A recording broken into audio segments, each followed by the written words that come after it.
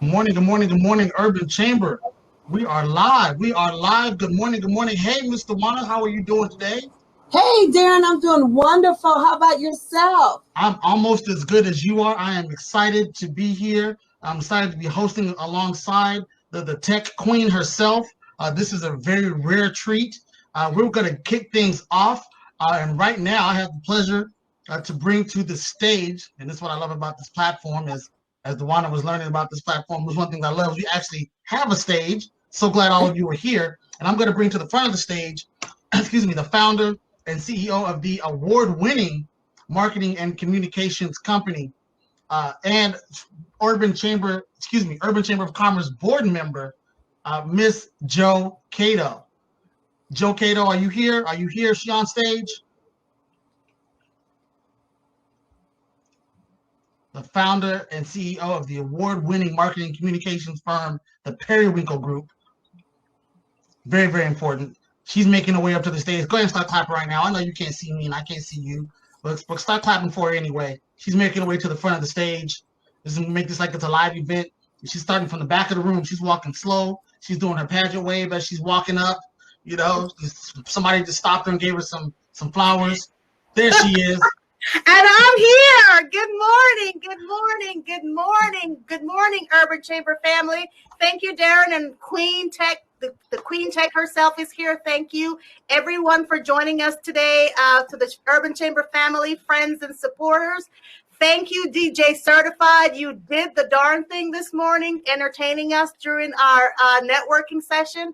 And I can tell you, I did a lot of networking before I hopped onto the stage. You can hear more from DJ Certified Monday through Friday on KCEP Power 88 from 7 a.m. to 9 a.m. with the Wake Up Squad. Welcome to the State of the Chamber Luncheon. This is our new normal. Today starts an economic recovery journey for businesses throughout America, but especially here in Las Vegas.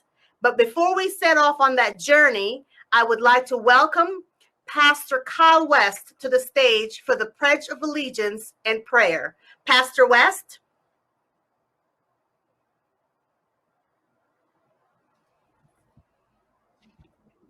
Hello, everybody. Good morning. I'm so honored to be here as I'm standing in for my dad, Pastor Kelsey West. Thank you so much for having me. I do want to lead us in the Pledge of Allegiance, if you can. Remove your hats or wherever you're at. I just want us to just go ahead and honor this moment. So I pledge allegiance to the flag of the United States of America and to the republic for which it stands, one nation under God, indivisible, with liberty and justice for all. Now I ask that you would please bow with me for a word of prayer. Father God, in the name of Jesus, we thank you for all that you are doing in our lives. We thank you for all that you are doing for us in this time of catastrophe. God, I just ask that you would bless this gathering, that you would bless all that are participating, that you would get glory, and that you would be, just pleased with all that we are doing to make this world a better place. Bless the chamber and all of its participants, and continue to allow this to be a beacon of light in a world of darkness. In Jesus' name we pray and give thanks. Amen. Amen.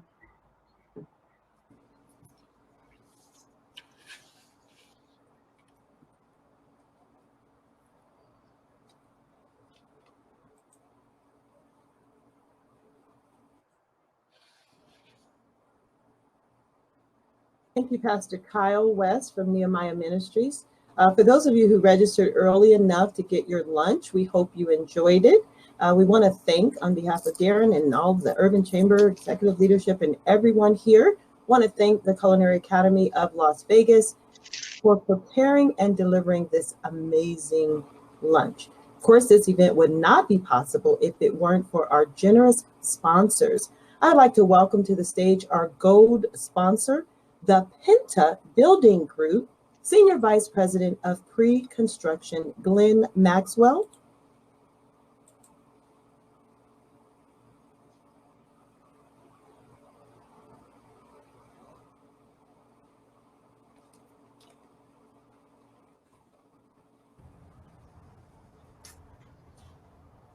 Hello there.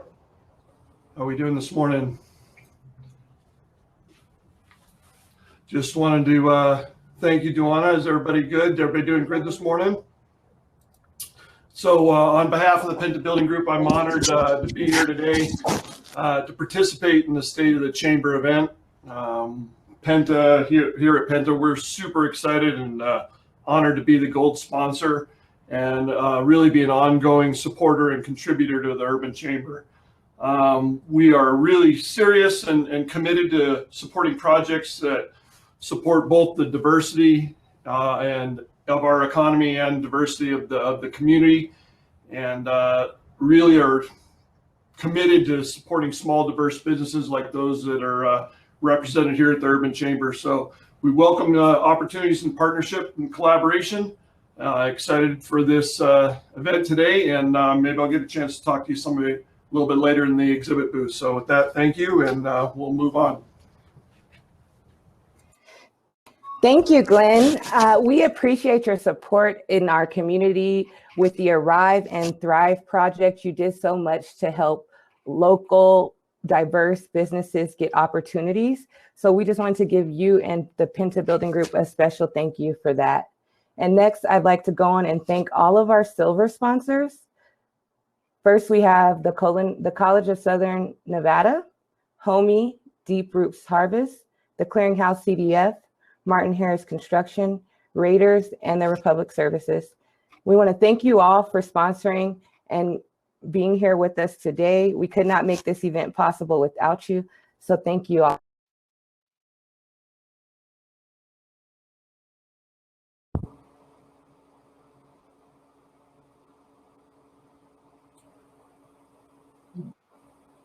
And I'm back.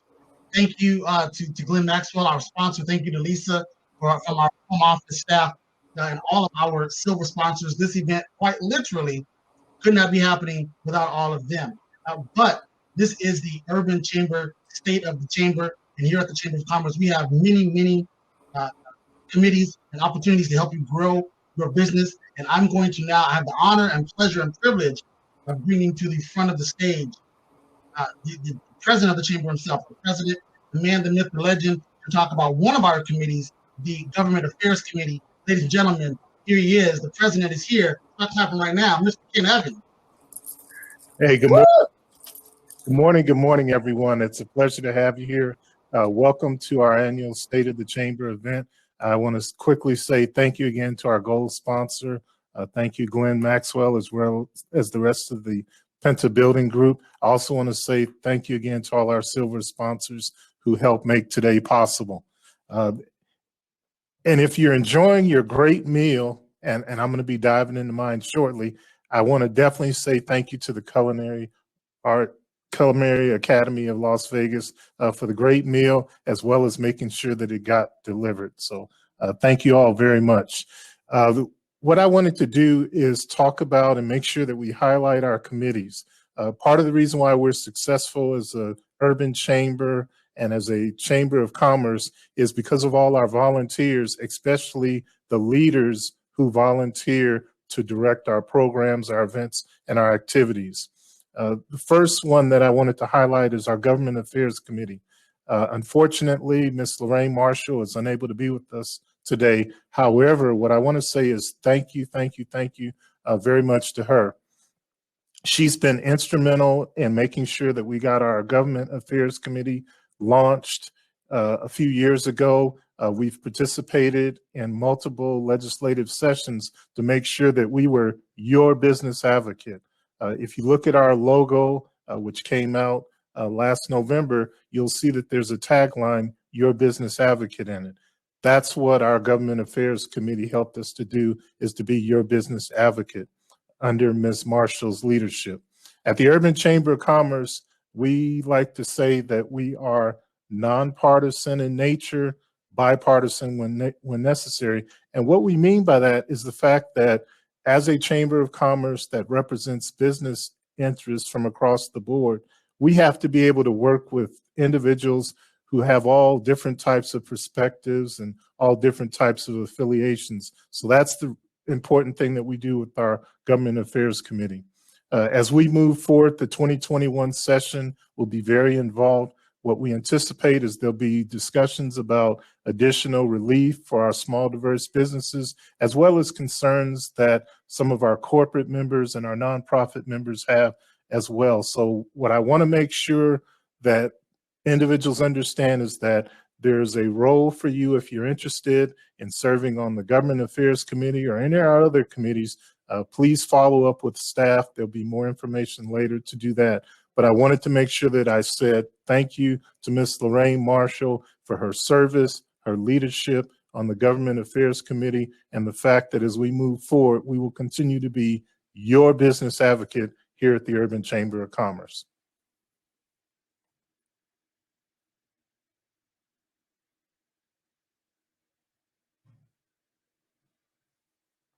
And next, I'll turn it back over to Juana and Darren to talk about the next committee. Thank you, Ken and Mr. President. And now please enjoy a word from our Incubator Committee Chair, Mr. Darren Harris.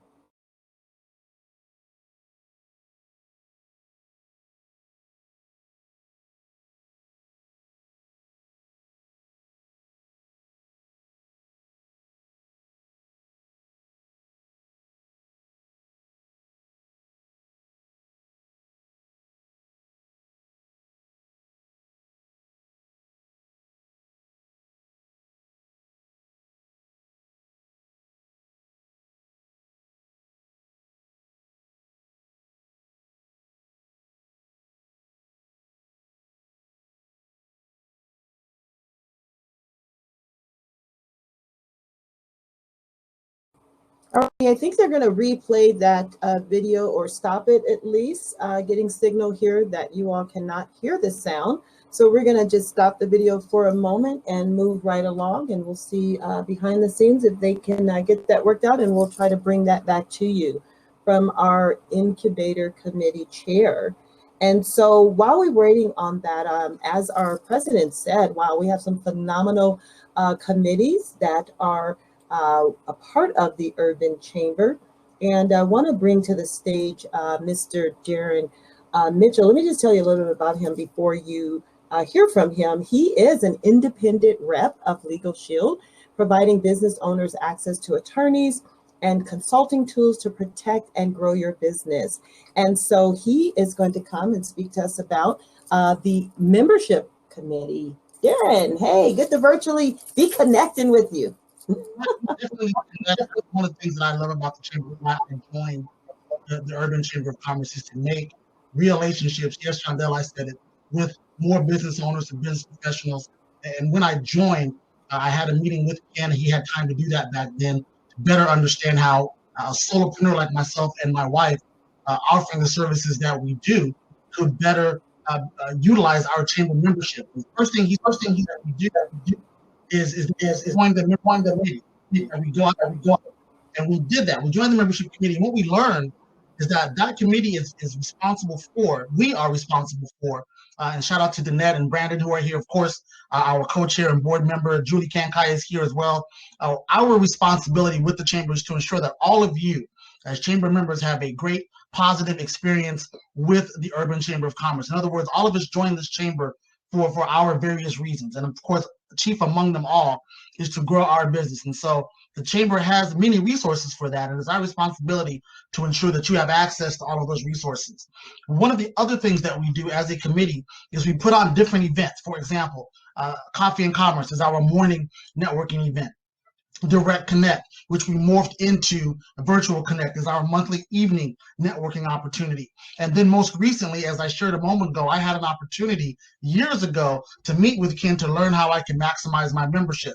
Unfortunately, as our chamber has grown, which is not unfortunate, it's actually very fortunate, Ken has greater responsibilities, but what he realized is the importance of making sure that we have access to him and other resources. And so we have a quarterly event, which is the Meet the President, which allows you to actually, as a new member, and this year, all of our members to meet the president and learn exactly how you can benefit from the chamber. So as the membership committee, it is our role to ensure that all of you are having a positive experience here at the chamber, to make sure that you are actually getting what you need to grow your business and build those, and I'll say it again, Dewana, those real relationships to grow your business. Because here's what we know. Your net worth is directly related to your network. Now, I know I'm on stage with the Tech Queen, so I'm not talking about the digital networking. I'm talking about the network of people around you that know, like, and trust you and your business. And so with that, thank you, Dewana, for that wonderful introduction, completely impromptu. And now I get to pass it back to the Tech Queen. Speaking of opportunities and roundtables, Dewana Malone is the Tech Queen. That's all I'm going to say, because it stands on its own. I mean, it's tech, you know what that is, and Queen, you know what that is. But she created the IT roundtable for all of you techies out there to get together and connect. But you know what? She's going to talk about that. So I'm going to pass the stage back to Ms. Dewana Malone. Please take it away. Thank you, Darren. And you know, I got to give credit where credit is due. And I want to say, first of all, I know real relationships. That's kudos. Shout out to Shondell. And thank you so much, Darren, for that introduction. And then this IT roundtable, I actually serve as co-chair to who I believe was the original brainchild behind this this wonderful committee, IT roundtable, and that's none other than Mr. Larry Henderson, a Microsoft partner. And I tell you, it's been a phenomenal working with the IT roundtable at the Urban Chamber. I have had so many wonderful experiences, and so have my colleagues. Simply put, we focus on tech professionals. We bring in tech professionals from all over, not even just limited to Nevada, but those C-level executives in the tech field, to share opportunities from within the corporations that we now have opportunities to do business with. We also host events for that pipeline of techies. We're raising up a generation of techies to take our place. And this past summer and summers to come, we partner with our colleagues right across the street at the FBI with the Teen Academy that we have literally hosted at the Urban Chamber with the Nevada Help Desk students, where our Urban Chamber was so gracious enough to host this past summer, and we'll be doing it again this year. So excited about that relationship. I love that, Darren, reminding us of Shondell and the Some New Flavor, real relationships. Those IT roundtable, let me tell you, we've also partnered with more than 70 schools within our state to bring education and technology and business programs. Every month we're hosting virtual programs. This past month, we hosted the Dr. Martin Luther King annual Tech Summit in collaboration with the Dr. Martin Luther King Committee, and of course hosted by Nevada Help Desk, and it's in collaboration with our IT Roundtable. Just to tell you a couple of kind of events that we do, in just a couple weeks, we have the focus on African Americans in technology. We're celebrating the contributions of African Americans in technology for Black History Month. We have another one coming up for Asian celebration and also Hispanic. Every month we're doing something and just creating exposure and bringing education, especially to secondary and post-secondary students, to understand. Most people only heard of just a few names and faces in technology, not realizing the impact that African Americans have brought. Fun fact, most people don't know there wouldn't be a, what are we on right now, hopin.com or facebook.com or soft.com without the contributions of Mr. Emmett McCarran, an African American who invented the .com phenomenon. Most people don't know that. Just thought I'd give you that fun fact. Those are the kinds of things that we have. We educate, we empower, and we continue to host programs on a monthly basis. A couple months were dark out the year, but the IT Roundtable, I encourage everyone who is in the field of technology to come and join, call the chamber, ask how you can become a part, and hopefully we'll see you before our next event on February the 19th that we're hosting, and you can get the schedule from our Urban Chamber. So thank you for your attention, and I am going to pass this virtual microphone back over to our president of the Urban Chamber. We'll bring him back over to the stage. I always jokingly say, I'm so glad to be able to call a brother again, Mr. President, once again. So we're going to bring our president back over. I just love saying Mr. President. Mr. Ken Evans. We'll bring him back over to the virtual stage. Mr. President. Thank you very much. I appreciate being back here again. So thank you again. Very quickly, just want to reemphasize the fact that we have a membership committee. We have a committee. We have a few other committees that help us with the programming and the operations of the chamber. In addition to that, the roundtables are very important because they both help introduce our members to business opportunities, but at the same time, they also help our business members hear about the strategic direction that various industries are going. So thank you again to Darren Mitchell. Thank you to Dwana Malone. I know the videos didn't play, but we'll figure out how to get them played later. Thank you to Darren Harris, who's the Incubator Committee Chair, and Daphne Moore, who is our Incoming Marketing Committee Chair. Greatly appreciate the volunteerism by all of them. Now, what I have the pleasure to do is to carry forward with the program and introduce an individual that has been a proponent of two key things. Number one, diversifying and expanding the Nevada economy. And then number two, what we really appreciate here at the Urban Chamber, this individual recognizes that it's also important to make sure that there's diversity and inclusion in terms of moving forward with the Nevada economy. This individual has an extensive background in leadership and chief executive level positions. For example, was a CEO for Barrick Gold for many years. At the same time, was always involved in the community. A quick side story, I know for a fact that he made it a point to put resources from the company into several schools within the Clark County School District to make sure that there'd be a pipeline of individuals that could either be employees or possibly entrepreneurs in the future. So definitely this individual understands the importance of making sure that, true to what we say here at the Urban Chamber of Commerce, we build businesses to build our community because they do three things. They employ people, they put resources back into the community, and they participate in political engagement and advocacy. And definitely this individual has done that. More recently, because of all the great things that he's done in business and the community, he was selected to lead a major agency that is so key and vital to the pathway forward for the state of Nevada, and that's the Governor's Office of Economic Development. During his tenure, it's no secret he's had to deal with COVID and its impact, even as he had already started down the pathway of trying to diversify our economy.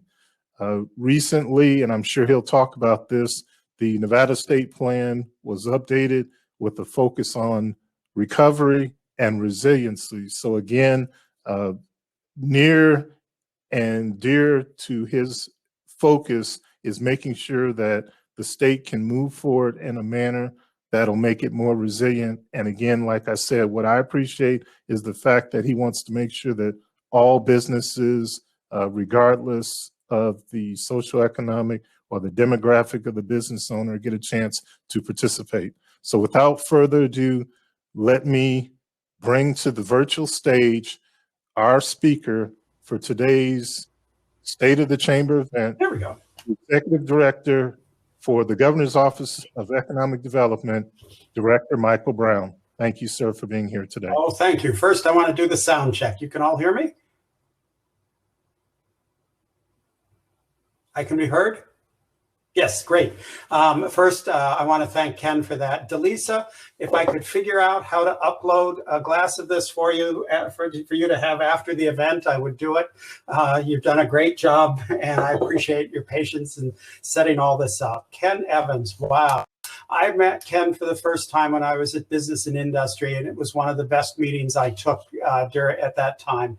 And since then, I can't tell you how many times I've turned to my staff when an idea has come through the door and said, what would Ken Evans think about this? Would you call Ken Evans and get his opinion on this? And that was before we even had the rumors of a pandemic hitting us. And then when the pandemic hit, we realized that we needed to communicate with lots of businesses and lots of interests that were going to be affected. And so we put a network together of the chambers, the Urban Chamber, and we have used that information network to communicate to them and let the information then cascade down into the business community. And Ken's been a stand-up leader, but he should be. He had all that military experience in logistics, how he's managed to arrange with the culinary arts to deliver 50 meals today with kind of the sunny snow day we're having today. I have no idea, but congratulate him on that. So to the business at hand, first off, I want to talk about vaccine.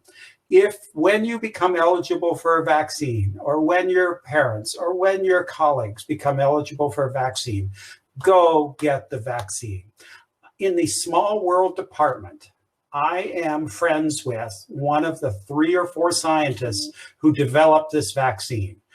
Katie Kalko is the mother of Susan Francia, an Olympic rowing friend of mine. Susan is literally my best friend, but I am a family friend of the entire family. She is the scientist that developed the mRNA that you may hear about, which is how the vaccine actually gets to where it needs to be. So if anybody wants to talk about the vaccine, I can talk about it, or I can get the best information out there. Please, when your time comes forward, when your family's time comes forward, your colleagues' time goes forward, please get the vaccine, because true recovery doesn't come until we have a vaccinated population and can restore public health.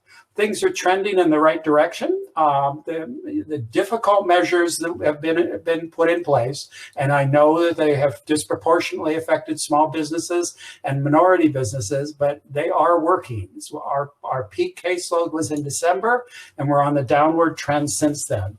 And now we're in the process of rolling out the vaccine, but while at the same time, we still have to do testing. And unfortunately, yesterday, I believe the number, we still have 39 deaths yesterday from COVID, so 39 affected families somewhere across Nevada.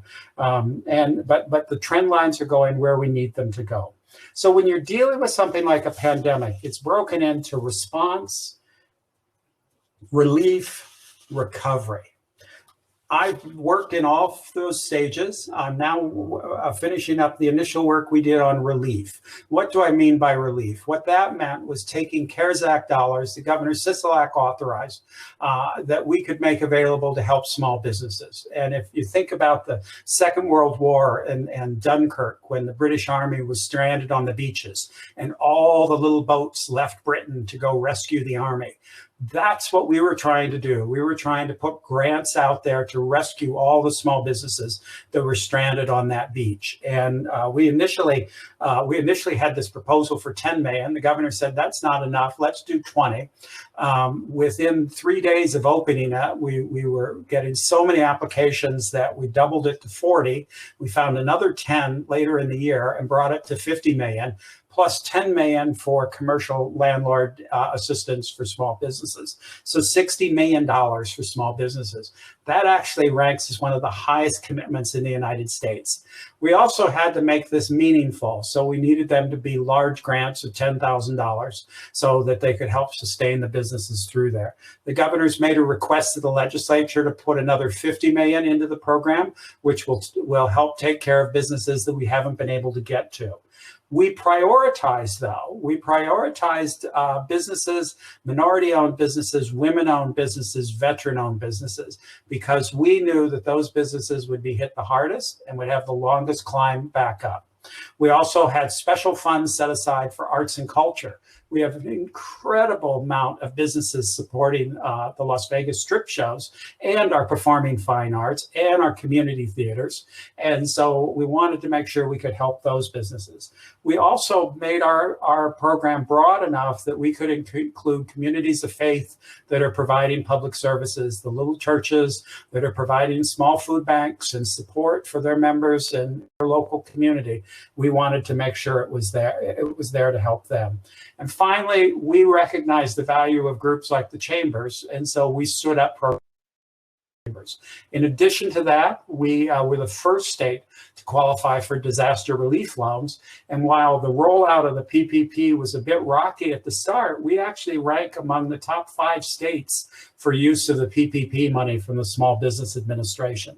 So it's been a full-on commitment. It's been a full-on Dunkirk to try to rescue and help our small businesses. But ultimately, what will rescue our small businesses is recovery. And recovery comes from vaccination and our public health system.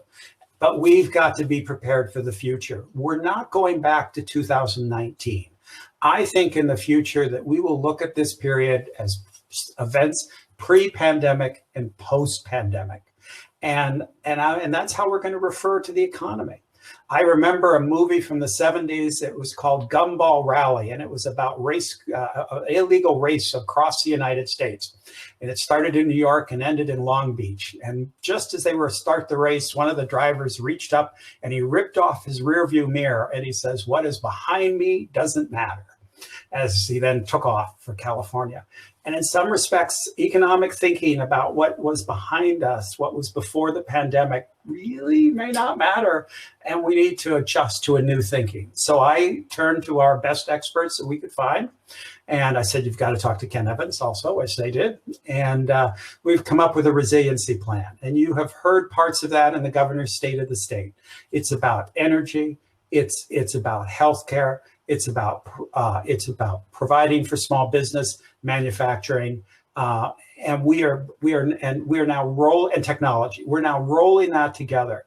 Since the inaugural, my phone has been ringing off the hook of people who now want to talk to us. I can tell that large business was sitting on the side, dealing with the chaos of the pandemic, making plans for 21.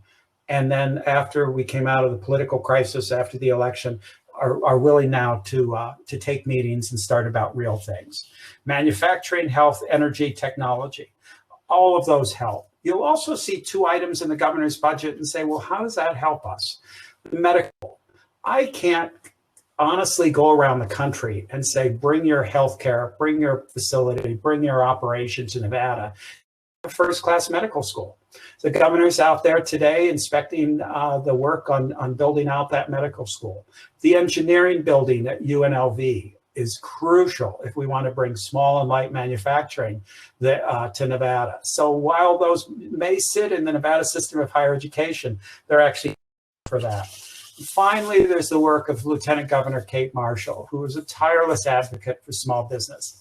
The governor is recommending that Kate add some staff to her office and help coordinate the work with small business. Coming from the private sector, the government is broken into all these fortified silos.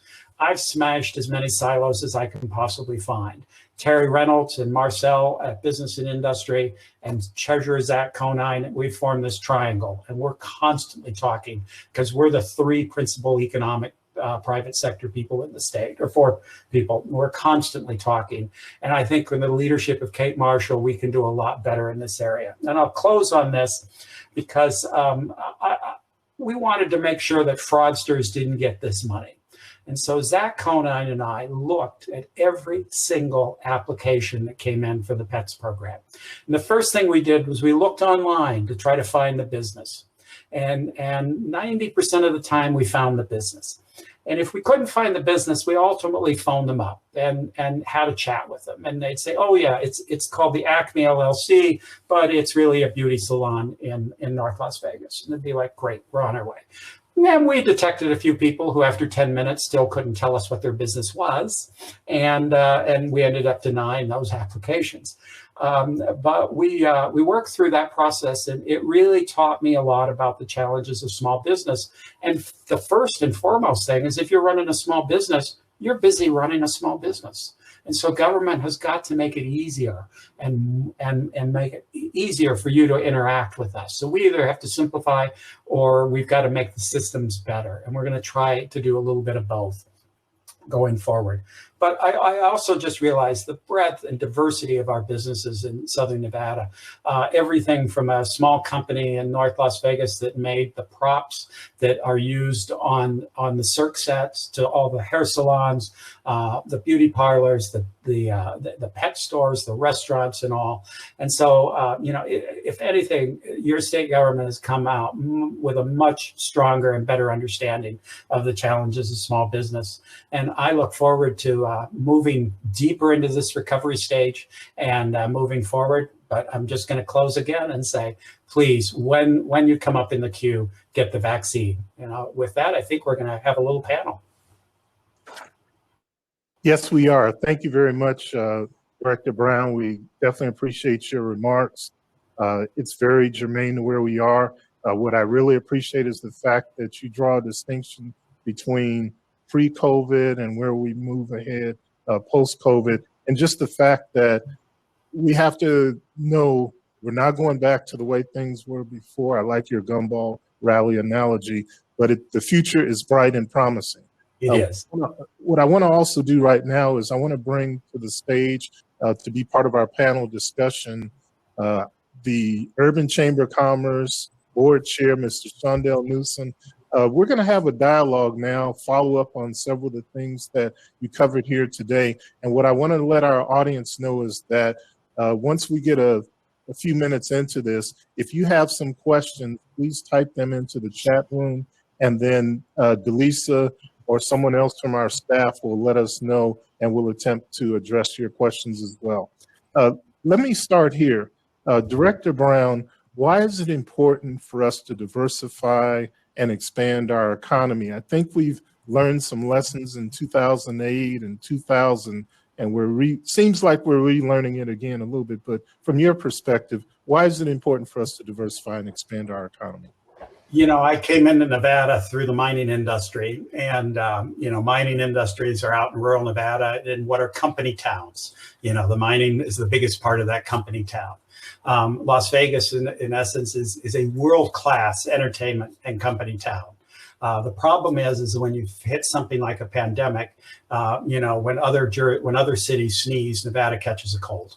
And so it is important that we take this economy and continue to support the work that Steve Hill and the gaming industry does, but we have to grow that other part of the economy. And we have had growth there in manufacturing particularly. And it is just in this global world now, we need to be in other sectors and bring strength to those. And definitely appreciate that. And what I hope people will do, maybe make a few notes, go to the GoEd website. I want to say it's diversifynevada.gov, but take a look at the directions that the state of Nevada economy is going, and then figure out how you play a role in it. And with that, I'd ask our board chair, Mr. Newsom, what actions do you think our small businesses should take to implement the Nevada Recovery and Resiliency Plan as small business owners?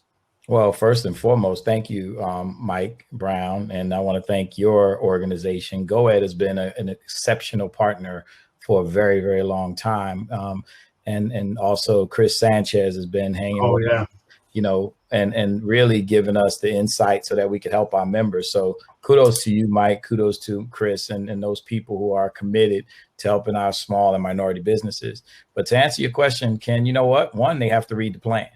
Right? Yep. So first and foremost, I would say make sure that you read the plan, right? So not only read the plan, but take some advice that Mike gave us. And the one thing I'll tell you, what he said was what's behind us doesn't matter. I say it in a different way, Mike. I always say you look in the rear view mirror for perspective, and you look in the windshield for opportunity. So if you spend too much time in the rear view mirror, you're going to crash. So make sure you stay focused on what the opportunities that we have. So put the pandemic behind us Yes. You know, I'm working on a thing called rebounding, and I'm saying rebounding instead of recovery, because recovery brings you back to where you are. Rebounding means you're going to keep bouncing forward and you're going to keep winning. And you know, I wrote an article in LinkedIn about rebounding. But those perennial champions like the Los Angeles Lakers, the Chicago Bulls in their heyday, and recently with the Golden State Warriors, they had one key component that always worked, and that was the rebounder. Rebounding gives you additional opportunities at the basket, and rebounding helps you defend what you already your goal. So that is real important for small businesses to use those type of thought patterns, Ken, when they are talking about moving forward. Don't recover, because recovery puts you back on the platform. Rebounding has you keep bouncing forward. And definitely appreciate that. And in the interest of moving forward, Director Brown, I know there are 4 quadrants. I want to say thank you. As Shondell mentioned, we've worked intimately with Deputy Director Chris Sanchez. In addition to that, a report that was given to us recently by Deputy Director Bob Potts talked about 4 quadrants for us to think about or focus on, and there's a quadrant we want to be in. So if you could maybe share briefly the 4 quadrants, but most importantly, the quadrant that we need to be establishing businesses in. Yeah, you know, you tend to think about the economy as stars emerging and the mature, and then what's called transformation. And transformation is usually sectors that aren't going up polite. Our gaming industry is mature, but it's large and it's thriving. And so we need to get our workers vaccinated and back to work. And the gaming and entertainment business will do what it needs to do. Emerging comes down to those sectors of manufacturing, healthcare, energy, and technology. And we need to focus in those areas that they produce the biggest bang for the buck. And what we're seeing now, I talked to a big Fortune 500 this week, is that UPS and FedEx cannot handle the capacity of e-commerce. And so these companies are now looking at trying to spread out across the United States. When they come here, we need to be ready for them. We need to have our workforce trained up for them and be ready to accept those kinds of opportunities when they come to Nevada. You know, I think you're going to see a lot of activity in manufacturing and logistics. We do have a lot of companies that are saying, well, if we go into the Pacific Coast, maybe we ought to bring what we have in California and put it over here. So we'll be ready in those areas. I also, when I opened the Barrick office here back in 2015, is I kept a list of all the small businesses, everyone that provided everything from the office chairs to the catering to all of that. And I think we just like some of your sponsors that have made the commitment to work with small businesses.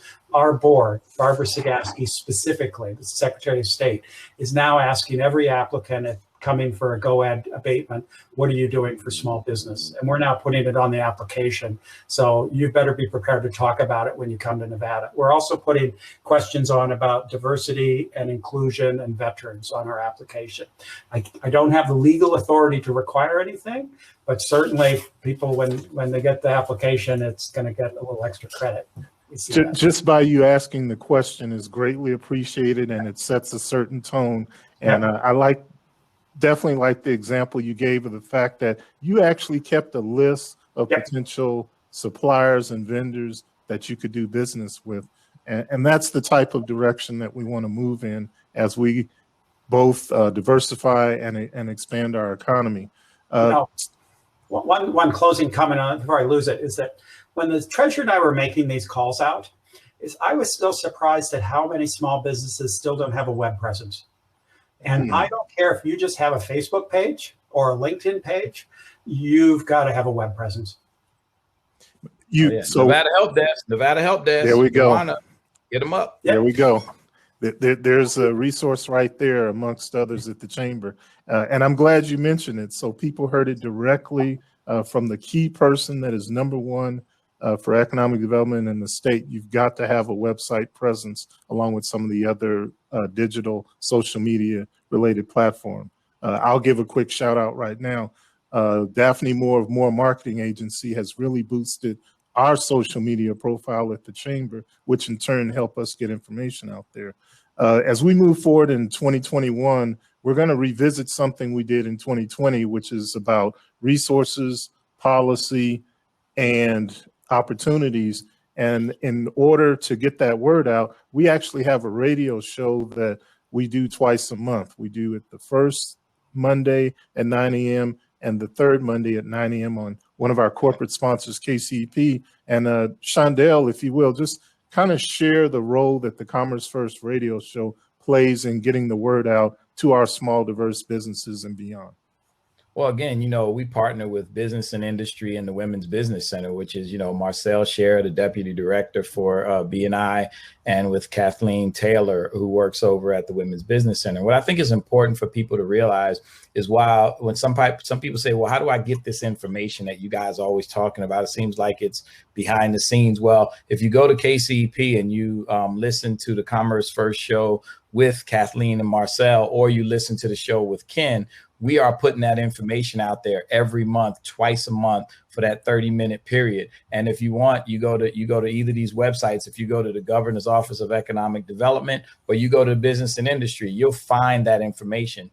But even more importantly than that, you'll also find information on how you can prepare your business to take advantage of some of these situations. And you'll know that you need a website, and you know that you need this or you need that. So it's very important. It's just real important that you seek out the information. You could listen to KCEP on your internet, right? You can listen to it on the web. So you don't have to necessarily tune into a radio old school like we used to tune it in. You don't have to do that anymore. So I think what's important is those that are watching us right now understand that we're putting the information out there, as you said, through social media, through the radio, and through many different modes of communication. So I want you all to really pay attention to what's going on with the Chamber, and you'll get that information. And thank you, Shondell. And again, if people do want to follow us social media, it's at Urban Chamber on Twitter.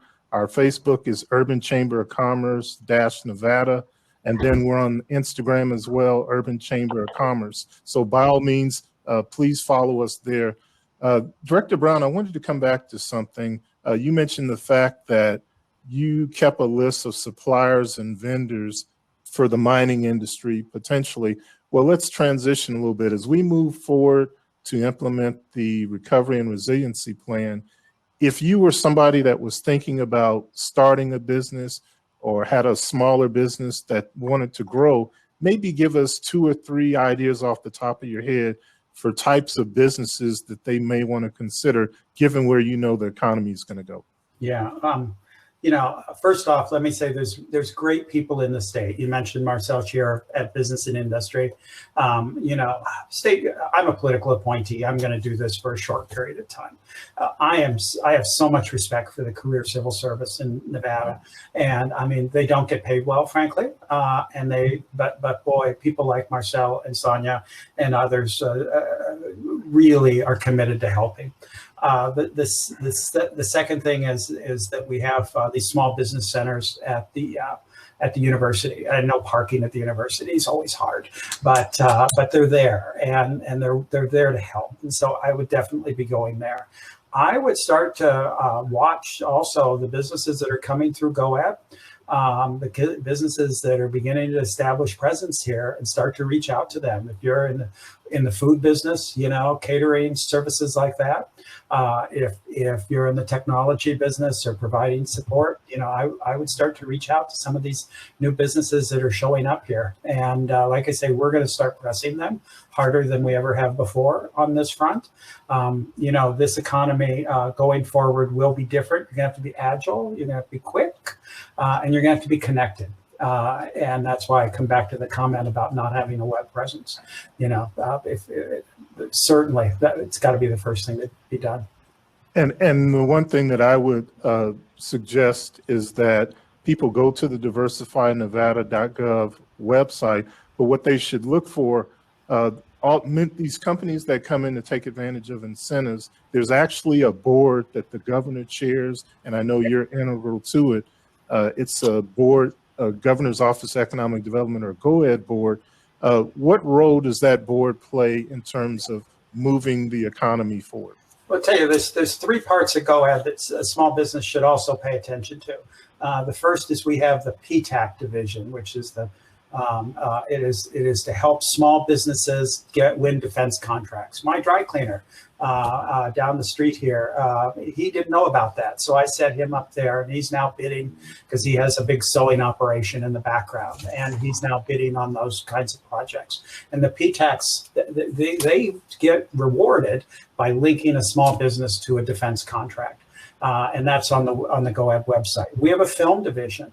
All those films and TV shows that come here, they need catering services, they need grips, they need electrical support, all that kind of stuff. We keep a list of businesses that small businesses across the state that they can call up and say, hey, we're going to be filming in Carson City, little Comma Coffee, which is a coffee shop across from the Capitol. They do a lot of catering for the movies that are filmed in Carson City.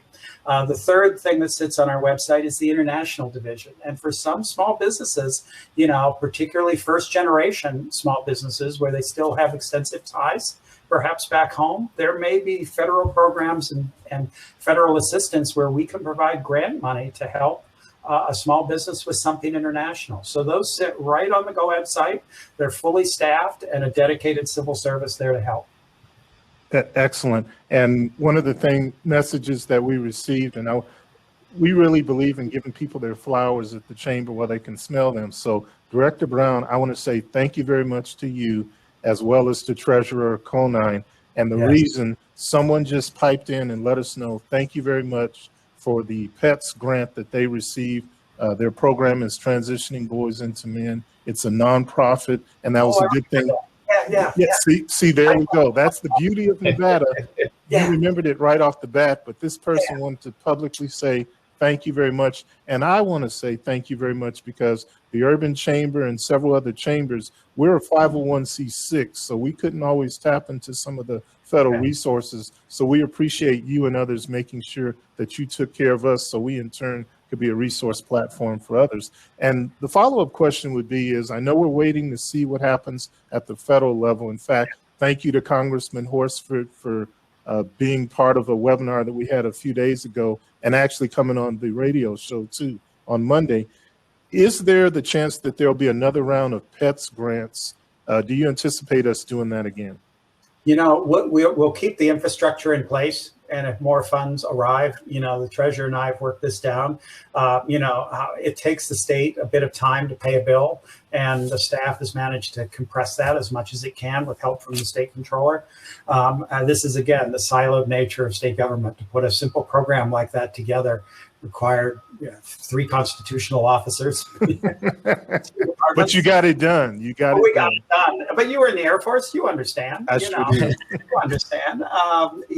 We're watching all that right now. And Congressman Horsford and I first met when he worked for a mining company back in 1995 as a young staff lobbyist. So I've known him for a long time. If there's more resources that come from the new administration, we'll have the system in place to use them.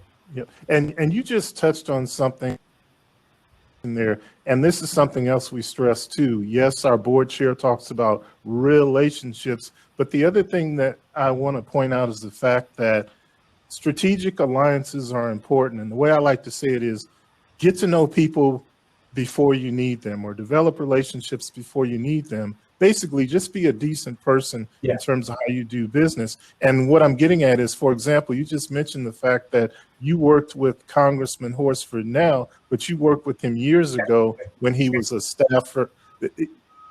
That's the way you have to develop those relationships. A lot of times people think it happens right now, but it may go back 5, 10, 15 years. Go ahead, My friend Tim Crowley once said to me, he says, everyone you're working with now, you'll probably work with the rest of your career.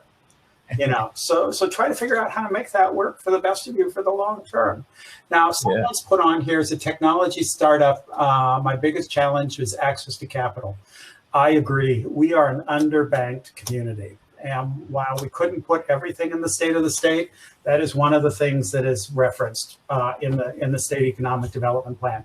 Because also, without the creation of wealth in families, which comes with home ownership, and I didn't mention the 30 million we've thrown into home ownership and the other money that we've put in there. So, you know, our externally facing support is well over 100 million in this little triangle that Terry and I are running. We're underbanked, and I'll tell you what I did on one call. I got an inquiry like this, and I just connected the person to one of the banking associations so that they could hear it firsthand. We are underbanked. I understand that part, and if Lori wants to follow up with me at some point, you know, we can try to help her specifically. It's Lori Ramos. If someone can help her connect me. Yeah, absolutely. And just for those that are listening, if you do want to follow up on any of the things or the topics that have come up, you can reach out to the Urban Chamber, 702-648-6222, or our general mailbox, info@urbanchamber.org, info@urbanchamber.org. And again, as I like to tell people, don't send it to me, send it to that mailbox, because we want to be able to be responsive. Go ahead, I wanted to chime in on that person too as well. They said, I'm happy to say that the SBDC has been amazing in assisting my company. And what's important, the Small Business Development Center, which is one of our incubator partners, right, at the Urban Chamber. What's important to realize is that while you may get funding, and this is why I'm happy to hear this message, Winnie and that team up in Reno that runs the SBDC, and all of the different counselors here in Southern Nevada do a phenomenal job of making sure that you're prepared, because you can get money, and you've heard this many times, that, you know, you could be a lottery winner and still end up broke. And this is why the SBDC is so important, the Small Business Development Centers and our other partners like SCORE and those that are part of that process of developing those businesses and making sure they do well when they do receive funding. So it's not just about receiving a grant or access to capital, but what are you going to do with that capital to grow your business? Yeah. Excellent point. Go ahead, Director Brown. And I put my email there. If you send me a short email, then I can route it to somebody that can. I have a question here about a PETS grant. I can route it to somebody who can look into it. And it may just be that, you know, grants are, we have a budget for grants. We got to get more money into the program. So. Excellent. And I do know that you're working on that. You mentioned the fact that you received inputs from the Urban Chamber to do the Nevada Recovery and Resiliency Plan. And I guess what I want to touch on now is I talked about the resources, policy, and opportunities, revisiting that again in 2021. How important is it for us as small, diverse businesses to participate in the front end policy development so we're already at the table once the procurement opportunities eventually come? You know, I think you're always at the table. Any table that I've sat, you're always there. Thank you. So that we start from that premise. You know, we have a legislative session. Nevada's unique. It's 120 days every other year. So, you know, this is the time to be heard. This is the time to send a message forward. Your government affairs committee is very important, but you've always got a seat at my table. And between now and May, you need to make sure your legislators understand your priorities. Which is very important, because again, what we're telling people is that, yes, we want to diversify and expand the economy, but we need to make sure that small, diverse businesses participate versus get left out or end up even further behind than they were before. Ken, let me just add to the fact that our members that are watching us today, you're at the table too. If we're at the table, you're at the table. So when Ken makes that phone call and asks you to speak to your legislator, please show up. You don't have to fly up to Carson City, but you can go down to the building on Washington and you can participate in the legislative process. But it's real important that he has all of his members backing him up when he's saying that this is what you're feeling and this is what's happening to you. So take that time, whether it's your lunch hour or whatever it could be, so that you go down and you speak to your legislators, write them a letter, call them. They listen to you more than they listen to us. That is correct. Let me give an example of how it worked. When we were rolling out the Commercial Rental Assistance Grant, or the CRAG, with the treasurer, there was a concern about how it would be administered, some of the limits. I shared that information with Treasurer Conine, and they made some adjustments. They made some adjustments before they rolled it out. And then when we got some additional feedback about how it was actually going, gave them that additional feedback, they made additional adjustments. So Shondell Newsom is correct. Give us that feedback. And when we ask for the feedback, please participate and let us know so we can be your business advocate. Director Brown, I want to ask to kind of bring the conversation to a summary, focus, and close.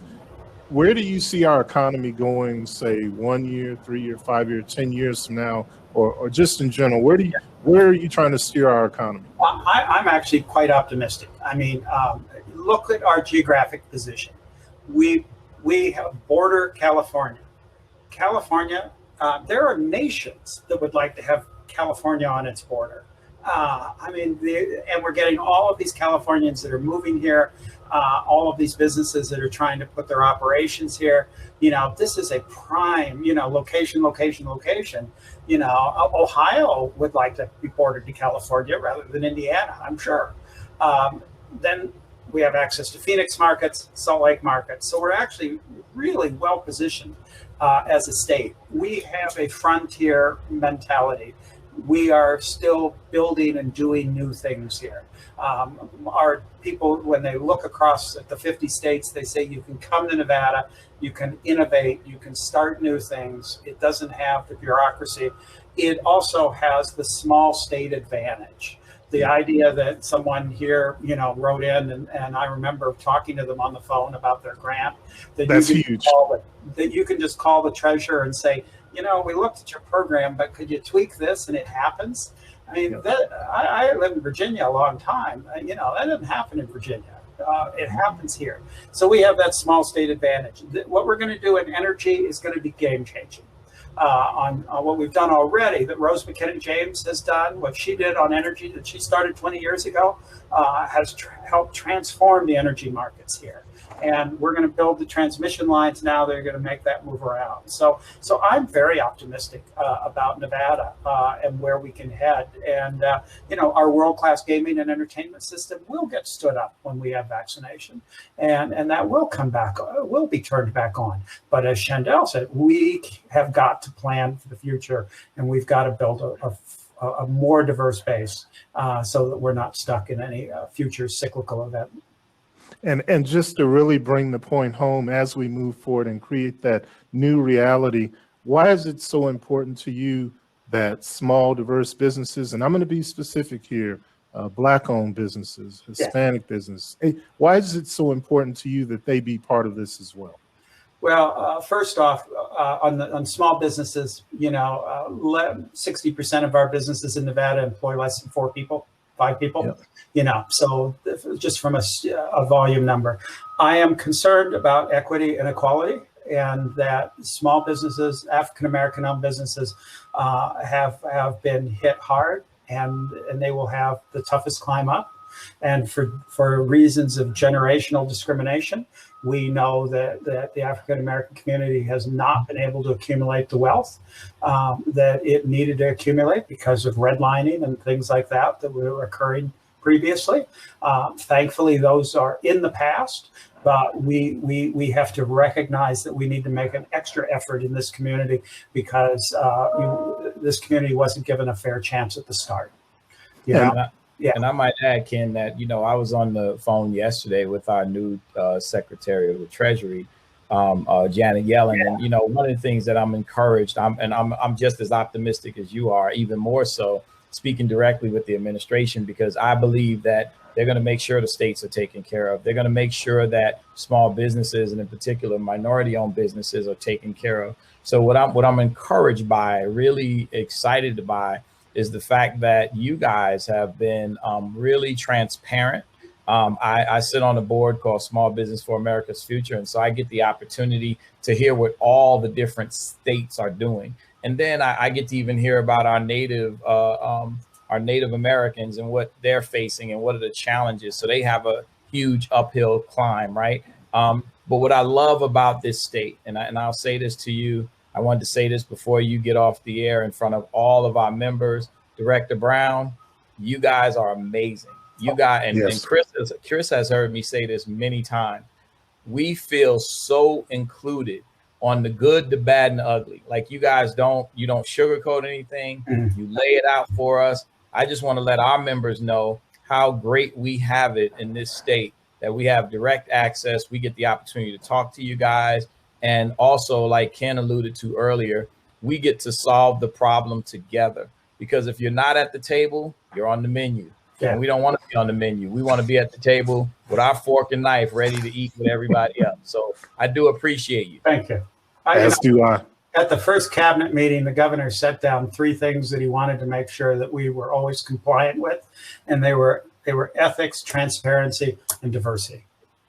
At the very first cabinet meeting, he said outstanding. So, And I want to say, Director Brown, for myself, on behalf of the Urban Chamber Board, our staff, our members, thank you, thank you, thank you.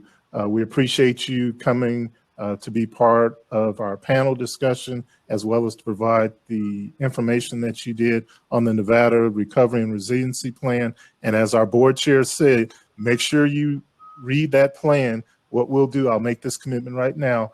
We'll send an e-blast out, plus we'll put it over social media. We're going to put 2 things out there. We're going to put the link out there for the Nevada Recovery and Resiliency Plan, and then we'll also put the link out there for the governor's executive budget, so that you'll be armed with the information for us all to collectively follow up on, and for us to be your business advocates. So I want to say thank you again, Director Brown, to you and your team. Greatly appreciate it. We look forward to making the journey to do 2 things. Number 1, diversify and expand the economy. And number 2, make sure that small, diverse businesses are a part of it. So thank you again, sir, for being part of this today. all right. Take care. Thank you. Appreciate you. All right. And with that, what I'd like to do is say thank you also to our board chair, Mr. Shondell Newsom, and we appreciate your leadership and the role that you I just played. want to correct it. So Director Brown, no, I know he just came off air, but you know, you were a colonel. With the real thing is what happens. NCOs run the Air Force. That's true. I know that. I know throw that. that thing in there. I don't care if we virtual. I gotta still give you a hard time. Hey, it's all good. We clown like this every year at our State of the Chamber. And with that, what I want to do is bring back to the stage our dynamic master and mistress of ceremonies, Darren Mitchell and Dwana Malone. If you would, please. All righty. We are back. Awesome. Ladies and Wasn't that gentlemen, awesome, Darren? what's that? Wasn't that awesome? Phenomenal presentation. That was phenomenal. I think they need a round of applause. I know somebody was putting clapping in the event chat. So definitely give those gentlemen a round of applause for all that they have done for us today and continue to do. So, man, we're about to bring this to a close. But before we do, we have some announcements. Is that right? Yeah, I know there's a couple of things going on with the Urban Chamber, very active chamber. That's where we're all so proud to be a part. There's the business plan workshop series that's coming up. And you may have heard mentioned earlier, the Coffee and Commerce, Virtual Connect. I'll pass it over. There's a couple more things coming up that you want to definitely make sure that you know about. Nevada Grow, Lunchtime Talkers, as well. And hey, Darren, all this information can be found. There it is on the screen for those that are looking, multitasking here, and you can see right over your screen. I probably should have said it a little slower. Hey, Darren, you want to repeat any of those? Yeah, I would love to. And I appreciate, you know what? I understand what happens. We get out here, we get excited. There's so much information and it just flies all out. I understand it happens to be all of the time. That's why I have to literally slow myself down. But definitely the business plan workshop series is something that all business owners need to be a part of. Because, Dwana, you know this, if you don't have a plan, if you fail to plan, or if you fail to plan, you plan to fail. So if you must have a business plan in place. And if you're saying to yourself, I don't even know how to write a business plan, I didn't know I would need a business plan, you definitely will want to be a part of this series on learning how to do that. Here's one thing I can share with you. Not that I'm a financial person by any means, but I do know that if you walk into a bank, we're talking about getting funds, and you don't have a plan for your business, you're not going to walk out with any money. So Definitely. That's That's the right. importance of having a business plan. And then you mentioned one of my two favorite events. They're all my favorites, but two of my Hey, favorites. Derek. Oh, what's that? I was going to say, before you missed it, I saw a scholarship available, Brewing a Business Scholarship on there. I just wanted to point that out. I missed the fine print. What? Brewing a Business Scholarship available. See back for a unique opportunity. Well, we only have the front of the flyer, so I guess we got to go to urbanchamber.org to get the back of the flyer. Because scholarship is a really fancy word for free money. So I love that S word. Go ahead. Go right ahead. So Coffee and Commerce, this is, I mentioned earlier when we're talking about the membership committee, this is our monthly morning networking opportunity. And as with all things, we are doing it in a virtual format. And this is your opportunity to do everything that you've done here today. Network with other strong business professionals, get good information from the chamber to help you grow your business. And so in addition to our monthly luncheons, our Coffee and Commerce is another opportunity to do that at 9 a.m. on February 10th. And I'm going to make it a surprise for who the speaker is. Our January Coffee and Commerce, we started off the year doing some new because our chairman, Shondell Newsom, was there. So definitely there's a lot of good information that is going to be shared at these events coming up this year. So I can speak from confidence and knowledge as the membership committee co-chair because we helped put this event together. This is something you do not want to miss to grow your business. Speaking of other events you don't want to miss, Virtual Connect, which we transformed from being Direct Connect as our monthly evening networking event from 5 to 7. Definitely another opportunity to come out virtually and connect. We actually changed the format of this event. Dwana, you mentioned how much you love this format. Last year, this was a live event. When the world shifted and we changed paradigms, we made it a virtual event and we utilized Zoom just like 90% of everyone. But in order to change that event, we're now using this platform, Hopin, to actually do this event, host this event. So now we're changing that format a bit to have keynote speakers, more networking opportunities, more expo and sponsorship opportunities for our virtual connect. So again, as the one always said, what website do they need to go to? urbanchamber.org, but there's right here to register in advance. There's on the flyer bit.ly/UCCVC-FEB21. And again, that's right there on the flyer. But for those that's listening audibly, it's bit.ly/UCCVC-FEB21. In just 30 seconds, I got to share how that virtual networking for today's event was phenomenal. I was supposed to be backstage preparing for this event as co-host, and I wandered off into all the virtual rooms, clicking on all the buttons. I said, Delisa's going to kill me, but I want to encourage everyone. This virtual working, every few minutes, a different person popped on, and I networked. I got a chance to network while even co-hosting this event. I encourage everyone, you don't want to miss this virtual connect on this platform. So engaging, fun, exciting, and this technology is definitely a good tool to use. So sign up, register in advance. The one I have to confess, I wandered off too. Oh, you did? I just jumped over. I opened up a separate tab so I could do it without getting caught. So we supposed to be backstage, y'all. Okay. I was. As far as they're concerned, I stayed backstage. I just opened up another tab. Confession time. That's right. So I'm over here snitching on myself.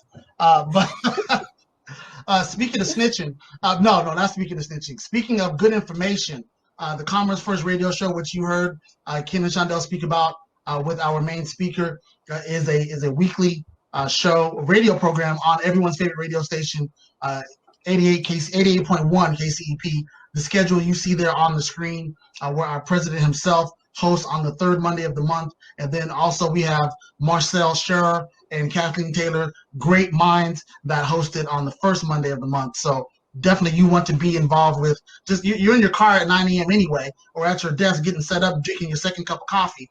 Flip on the radio and get some good information.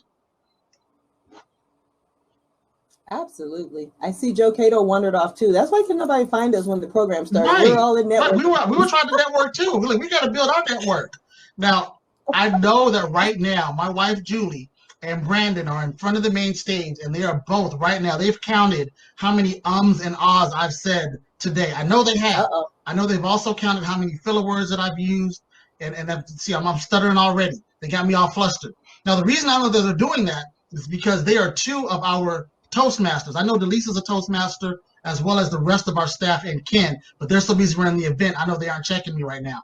But I'm saying that because, as you see at the top of the screen, speak with confidence. You want to at least sound like you know what you're doing in any given interaction. And the best way to do that is to practice. And Lunchtime Talkers, the Urban Chambers chapter of Toastmasters, gives you that opportunity to practice. So if you want to talk good in junk, then you definitely want to visit that event. I know Brandon is probably, if I flip over to the event chat, I'm sure Brandon, if he hasn't already, will very soon.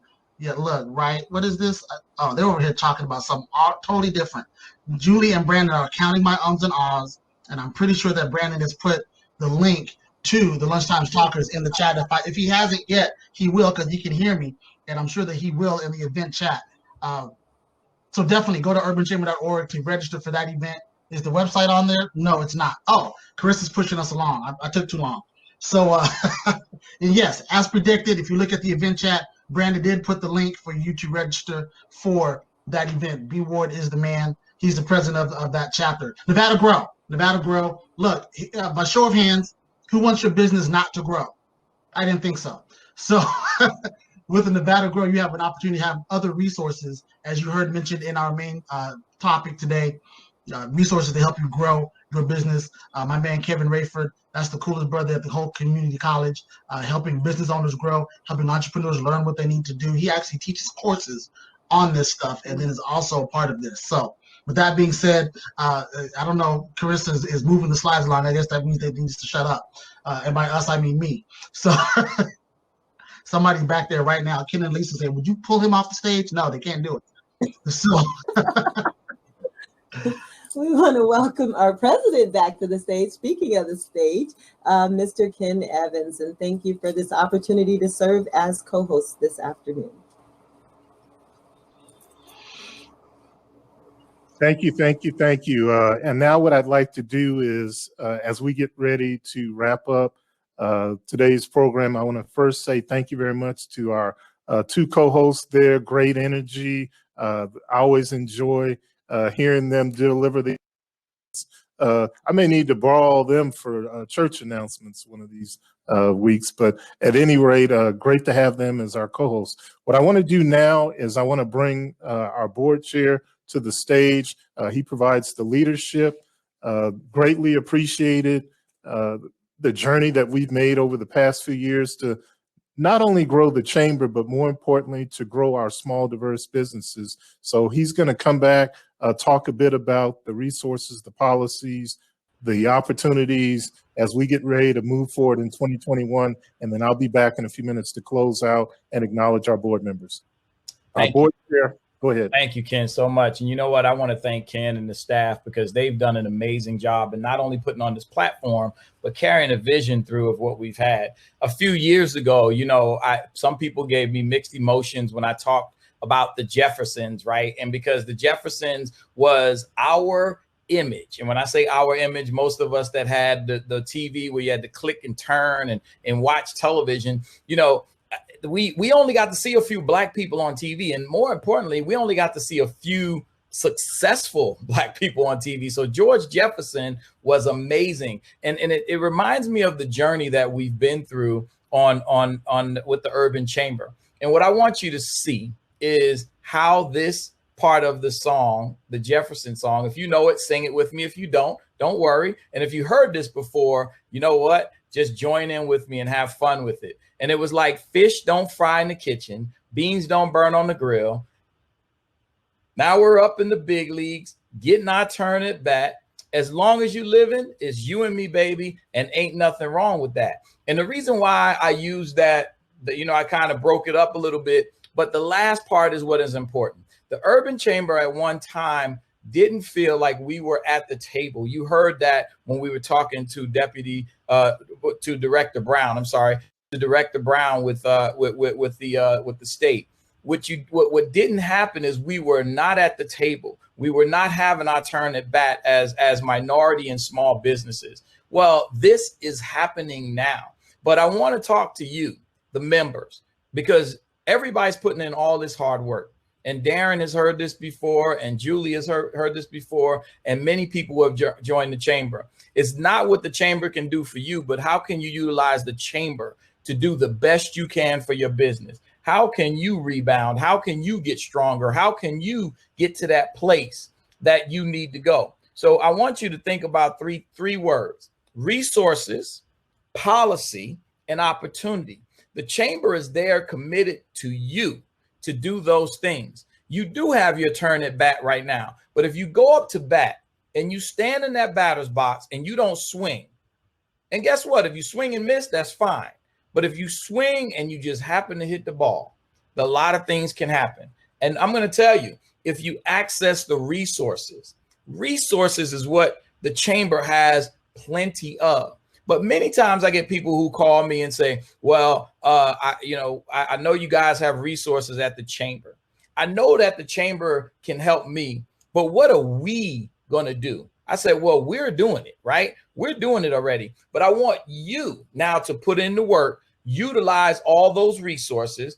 We have not only a building, but we have a plethora of resources with the SBA, SBDC. You heard business and industry. You heard the governor's office of economic development. You heard that we're working on a national platform to help you make sure that you can grow your business. But you have to put in the work. You have to put in the work. Then I talk about policy. See, nothing really happens if you can't change policy. If you cannot impact policy, if you can't make changes in your business without changing legislation.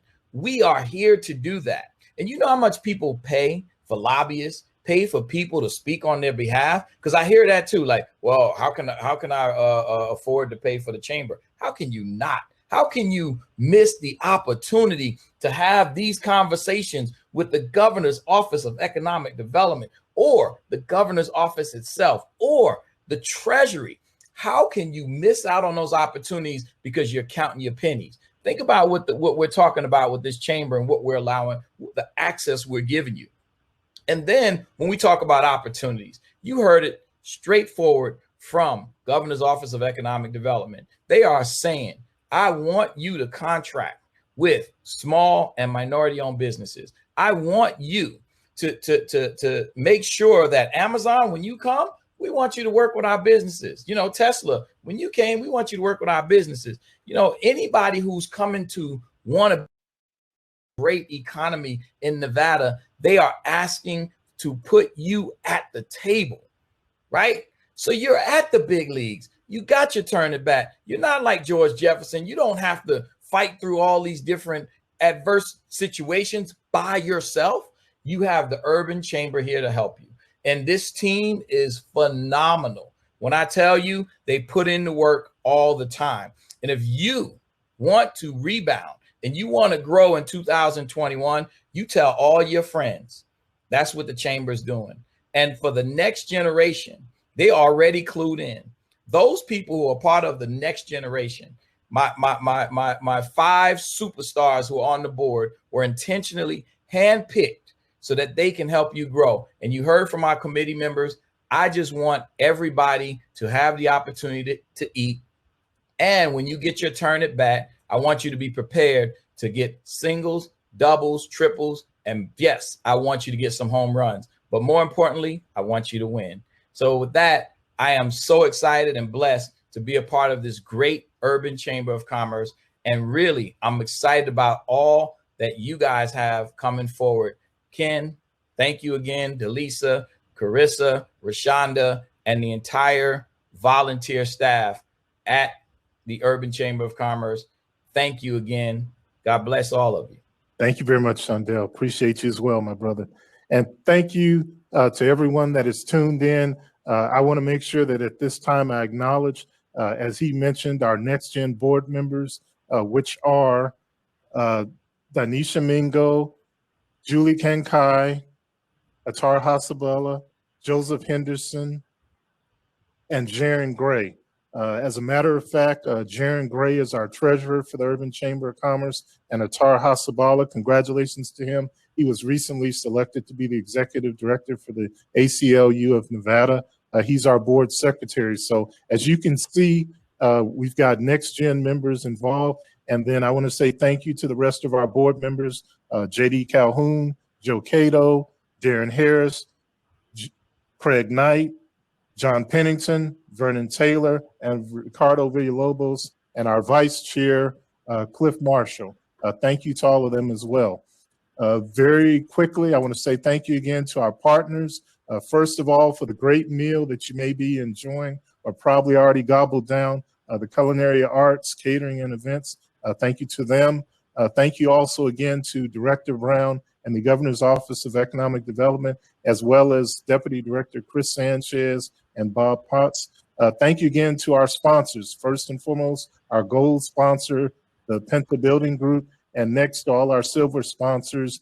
Thank you again to all of them as well. It's been a great virtual State of the Chamber. As you see, once again, we were able to pull this off in a virtual manner. So I want to say thank you to my team. First of all, my right-hand person, Ms. Delisa Stewart, our Operations and Programs Manager. I also want to say thank you to our Administrative Assistant, Carissa Samayo, and our Executive Assistant, Ms. Rashonda Washington. I really appreciate all of you. As they say in team, together everyone achieves more. With that, I'll leave you with the two words that I left you with last year and the year before that. Join us. That's right. What we want you to do is to join us as we all make it down the pathway of the recovery and the resiliency of the state of Nevada's economy. Thank you all. We look to see you back here next year. Have a good weekend.